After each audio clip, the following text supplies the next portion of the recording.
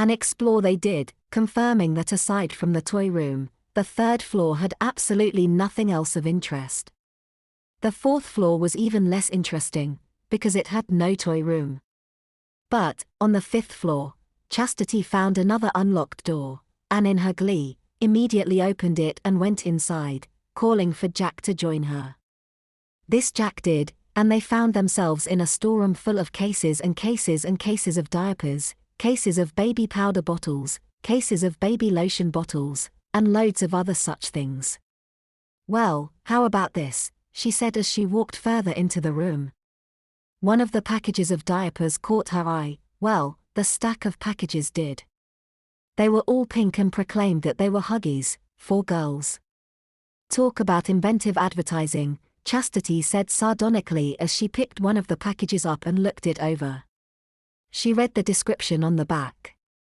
"Ooh, with extra absorbent padding to keep wetness away from her skin, 2 strong yet refastenable tapes for security and convenience," she read aloud.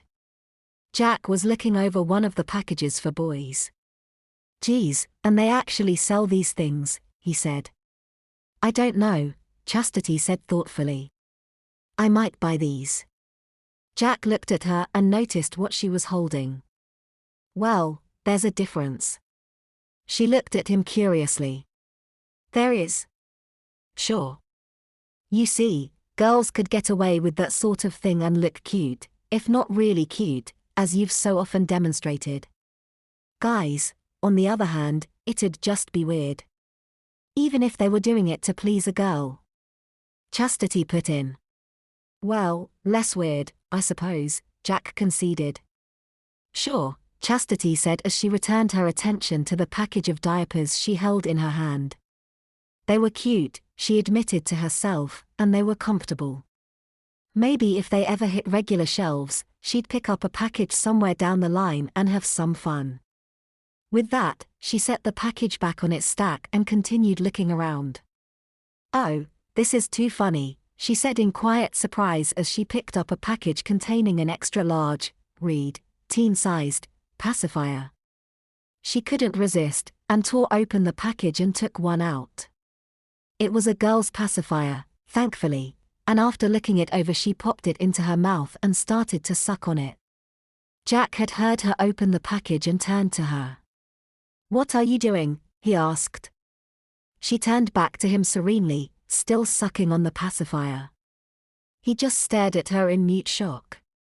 She stopped sucking long enough to speak the word, "What?" around her pacifier and then resumed. "That's a big pacifier," he said. Chastity took it out of her mouth. "Yeah, a lot better than the ones we used to suck on back in 6th grade, she said. "Raver. Shut up." Chastity made a face at him and then put the pacifier back in her mouth, sucking on it rather happily as she continued to poke around the storage room. "You know, for someone who really doesn't like the idea of being a baby you sure do take to it pretty easily," Jack said. Chastity glowered at him.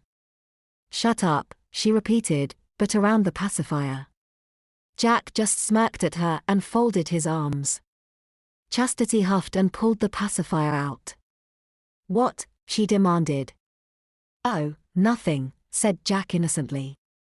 "Liar. What were you thinking about?" Jack's face took on a look of innocence.